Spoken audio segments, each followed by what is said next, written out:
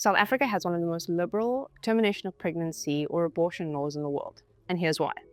Hi, I'm Zahra. I'm a medical doctor and an entrepreneur, and I've been working in obstetrics and gynecology for the last 4 years. And this is a topic of conversation that comes up all the time with my patients, with my friends, family, colleagues, peers, and it really is quite a polarizing, contentious topic, but I wanted to dig a little bit more around why it actually exists and why the law was put into place, and why it's such a robust law that exists in our country. So South Africa's abortion law is called the Choice on Termination of Pregnancy Act, and it was brought about in 1996. We'll get into the history a little bit later.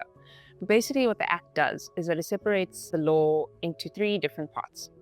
1, a pregnancy under 12 weeks, which can be a termination for any reason. Between 13 and 20 weeks, it's allowed if it's going to negatively affect a woman's social or economic circumstances, if it's as a result of rape or incest, if it is going to negatively affect the mother, or if the fetus has severe life-threatening complications.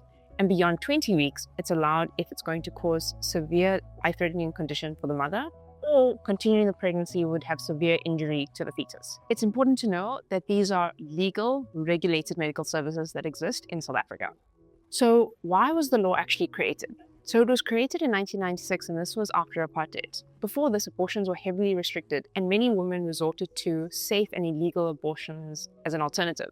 It became a public health crisis and concern because we had a spike in maternal mortality in our country. Hospitals saw sepsis, hemorrhage, infertility, and death, all as a result of unsafe abortions. The law was never created as a moral standing, but more as a public health intervention. So before South Africa saw democracy, there was a law that existed. It was called the Abortions and Sterilizations Act of 1975. But under this law, abortion was almost entirely illegal. And it was only actually allowed if a woman's life was in danger, if the fetus had a life-threatening concern, or if it was as a result of rape or incest, and multiple doctors had to approve it. That was the law.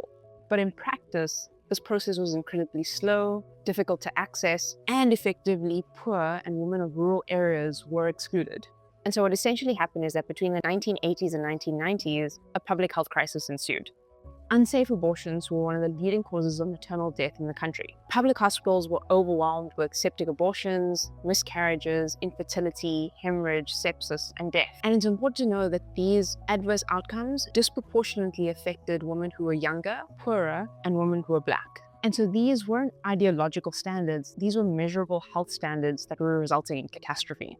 And so research and evidence from that time in South Africa showed that unsafe abortions was one of the top leading causes of maternal death in the country. And so because of the changes that happened in South Africa in 1994, post-apartheid, abortion was reframed as a healthcare crisis, a public health concern, and ultimately a human rights issue.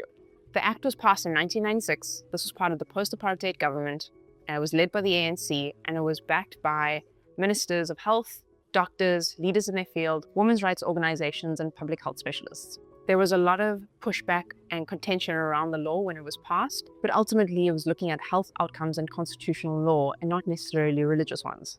And so what was even more surprising is that once the law was passed, the outcomes were dramatic and measurable. Maternal deaths from unsafe abortions dropped by 90%. That's a massive radical change. This meant that there were fewer emergency surgeries, fewer ICU admissions, and fewer long-term reproductive complications. And to this day, it's one of the reasons why this law has been able to 1, remain in place, 2, be upheld by the courts, and 3, even survive political climate change. And so understanding the law and its history really did shift the conversation. So it wasn't about morality or opinions, it was about public health, evidence, and outcomes. So whether someone is pro-life or pro-choice, it's difficult to ignore what has happened in the past. And so plainly, as simply as I can put it, is that the law existed because women were dying from something that was ultimately preventable. And the data showed that the intervention worked. I'm curious to hear what you have to say and what surprised you the most. You can drop a comment down below. And if you'd like to see more of my videos, you can check my latest video out here, and you can always subscribe to my channel. I'll see you in the next one.